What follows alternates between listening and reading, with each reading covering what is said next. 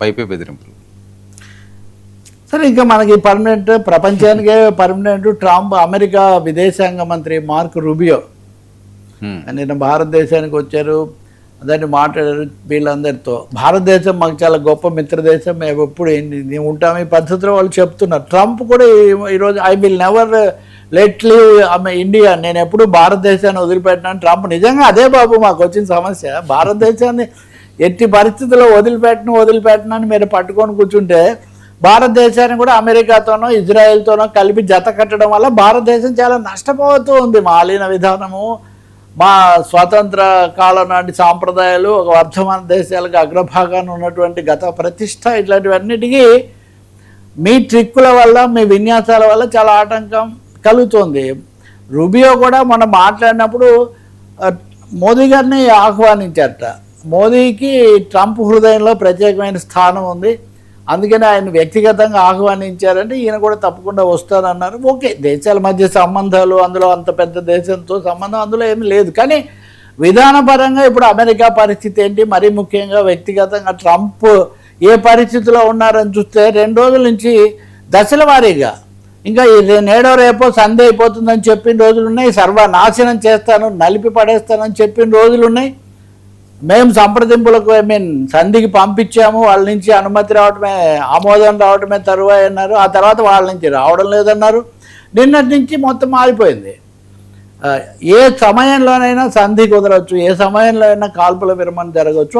60 రోజుల పాటు హార్మోజులో కాల్పుల విరమణ, తర్వాత ప్రశాంతత, దాన్ని తెరవటం, ఇవన్నీ కూడా మేము చేస్తాము. ఇరాన్ చాలా సానుకూలంగా స్పందిస్తూ ఉంది అని చెప్తున్నారు. అంతటితో ఆగడం లేదు. కాకపోతే ఇరాన్ పూర్తిగా మాకు లోబడిపోయింది, ఇరాన్ లొంగుబాటుకు సిద్ధమైంది, వాళ్ళ యురేనియం నిల్వలన్నీ కూడా మాకు అప్పగించడానికి సిద్ధమైపోయారు, ఇవన్నీ వాళ్ళు చెప్తున్నారు. నిజానికి వీళ్ళ వెర్షన్ ఎంత, వాళ్ళు దానికి పెట్టిన షరతులు ఏంటి, ఇవన్నీ మనకు ముందు ఒప్పందం కుదిరితే కానీ మనం ఒక అవగాహనకు రాలేము. ఎందుకంటే ఇరాన్ అంత లొంగిపోయిన సంకేతాలేమో బయటి ప్రపంచానికి కనిపించడం లేదు. ఇజ్రాయిల్ మీద నిజానికి ఒత్తిడి చాలా ఎక్కువగా ఉంది. నిన్ననే అల్ జజీరా ఒక స్టోరీ ప్రకటించింది. ఇరాన్కి అత్యధికంగా ఆయుధాలు సరఫరా చేసిన దేశాల్లో ఇండియా కూడా ఒకటి. ఇండియా, అమెరికా, బ్రెజిల్, రొమేనియా, ఇవి ఇజ్రాయిల్కు బాగా ఆయుధాలు. ఇజ్రాయిల్ మనకు చాలా సాంకేతిక ఇది ఇస్తుందని కదా పేరు, కానీ ఇజ్రాయిల్కి ఇండియా నుంచి చాలా ఎక్కువగా ఆయుధాలు పోయాయి అనే వేదిక చెప్తూ ఉంది. ఏమైనప్పటికీ ఇప్పుడు హార్మోజ్లో అంతా మా చేతుల్లోకి ఇచ్చేసి ఇరాన్ చేతులు ఎత్తేసిందంటే అదైతే నిజం కాదు. ఇరాన్ చేతులు ఎత్తేసేటంత పరిస్థితిలో లేదు. కానీ బ్రేక్ వస్తే బాగుంటుంది, ఉపశమనం కావాలని అయితే వాళ్ళు కోరుకుంటున్నారు. రెండోది, చైనా రష్యా రెండు కలిసి అమెరికాను ఖండించిన తర్వాత ఈ పరిస్థితుల్లో ఇరాన్ ఏదో లొంగిపోయి అంతా మీరే తీసేసుకోండి అని చెప్పే పరిస్థితి అయితే రాదు. కానీ ప్రపంచానికి ఒక రాంగ్ మెసేజ్. నిజానికి నాశనం అయిపోతే 2 రోజుల్లో నాశనం చేస్తామన్న వాళ్ళు ఇప్పుడు ఎందుకు సంధికి సిద్ధపడుతున్నారు? వాస్తవంగా అంటే యుద్ధపరంగా వాళ్ళకు కూడా అననుకూలత ఉంది. ఈ సమయంలో డెమోక్రాట్స్తో కొంతమంది రిపబ్లికన్లు కూడా కలుస్తున్నారు. అసలు ఆపేయాలని కూడా అక్కడ చేస్తారు, తీర్మానం చేస్తే మొదటికే మోసం కాబట్టి ముందే సంధి కుదుర్చుకుంటే అసలు చర్చించడానికి ఏముండదు అని ఒక విన్యాసం కూడా ట్రంప్ చేస్తున్నాడు అన్న మాట వినిపిస్తోంది. ఇంకొక చాలా ఇంట్రెస్టింగ్ థింగ్ చెప్తాం, మన వాళ్ళు ఎవరు చర్చించలేదు. మార్క్ రూబియో వచ్చినప్పుడు భారతీయులకు ప్రత్యేకమైన వీసా ఏర్పాటు చేస్తాము మేము భారత్ మాకు, కానీ ఎందుకు చేస్తామని చెప్పిందే ఇంట్రెస్టింగ్. ఎందుకంటే భారతీయులు బాగా పెట్టుబడులు పెడుతున్నారంట.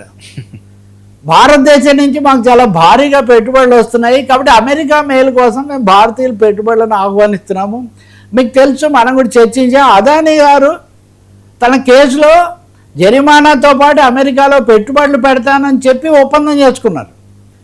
ఇప్పుడు ఆర్థిక నిపుణులు ఏమంటున్నారంటే భారతదేశంలోకి పెట్టుబడులు చాలా ఎక్కువగా వస్తున్నాయని చెప్తుంటే అదానీ గారు భారతదేశంలో పెట్టి లాభపడతారు కానీ అమెరికా వెళ్ళి ఎందుకు పెడుతున్నారు. కాబట్టి ఆర్థికంగా కూడా చాలా బిగింపులు ట్రంప్ చేస్తున్నారు. ఇండియాకు ఉపయోగపడాల్సిన చాలా పెట్టుబడులు తమ దగ్గరికి రాబట్టే ప్రయత్నం ఆయన చేస్తున్నారు. అలాగే భారతదేశం నుంచి కూడా లాభం కలిగించే పెట్టుబడులు, లాభం కలిగించే మనుషులను ఉంచుకొని మామూలుగా పనిచేసే వాళ్ళని అంతకుముందు అవసరమైనప్పుడు తెచ్చుకున్న వాళ్ళను ఒత్తిడికి గురి చేస్తున్నారని.